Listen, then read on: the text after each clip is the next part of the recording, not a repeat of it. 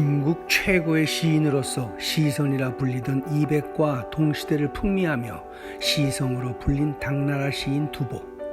그의 시는 대부분 명작으로 꼽히지만 특히 알록산이 일으킨 전란을 겪으면서 지은 시 중에 많습니다.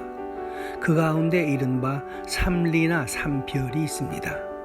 삼리는 새 관리란 뜻으로 전란에 부족한 관군을 충원하기 위해 장정들을 닥치는 대로 잡아가는 등의 횡포와 이로 인한 백성의 고통이 잘 그려져 있습니다. 그중 석호리에 이런 이야기가 나옵니다. 두보가 지방의 하국관리로 부임하는 도중 날이 저물어 석호촌의 어느 민가에 투숙하면서 경험했던 일입니다. 그 집에 관리가 찾아오자 주인 노인이 담을 넘어 도망치고 그 아내가 나와 하소연했습니다. 세 아들이 모두 군대에 끌려가 집에는 우리 노부부와 젖먹이 손자를 기르는 며느리밖에 없습니다. 그러니 꼭 사람을 데려가겠다면 저라도 가서 군사들의 밥을 지어주겠다고 했습니다. 관리는 할머니를 데려갔습니다. 세 가지 이별이란 삼별 중에 신혼별이 있습니다. 혼례를 올린 다음날 아침에 전장터로 남편을 떠나보내는 젊은 여인의 애끄름과 다시 사람 만나기만을 바라는 절절한 마음이 그려져 있습니다.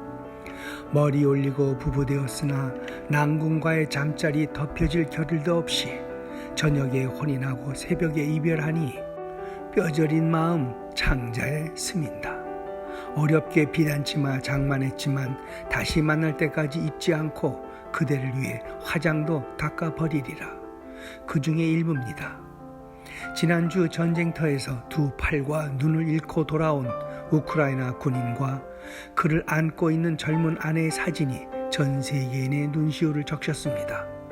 아내의 표정엔 남편에 대한 안타까움과 연민, 그러나 살아서 돌아와 준 것에 대한 안도의 감정이 뒤섞여 보였습니다. 이를 보면서 보리스 비앙의 반전 노래 탈주병이 떠올랐습니다. 소설가이자 엔지니어이며 평론가, 배우 외에도 트럼펫을 연주하는 재즈 음악가이기도 했던 실로 만능 연예인인 프랑스 문학계의 전설적인 인물이었던 보리스 비앙. 그가 남긴 400여 개가 넘는 샹송 중 가장 유명하면서도 사랑을 많이 받는 곡이 바로 탈주병입니다.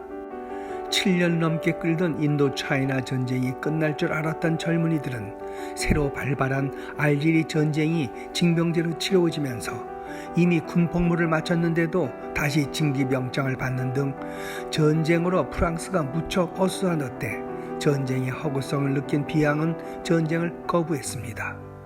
그리고 노래 탈주병을 만들어 대통령에게 보냈습니다.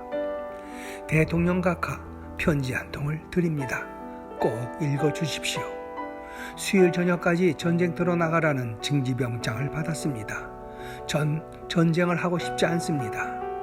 불쌍한 사람들을 죽이려고 이 세상에 있는 게 아닙니다. 대통령 각하 화내지 마십시오.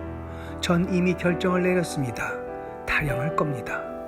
저는 아버지가 죽고 형제들이 전쟁터로 떠나고 아이들이 우는 것을 보았습니다.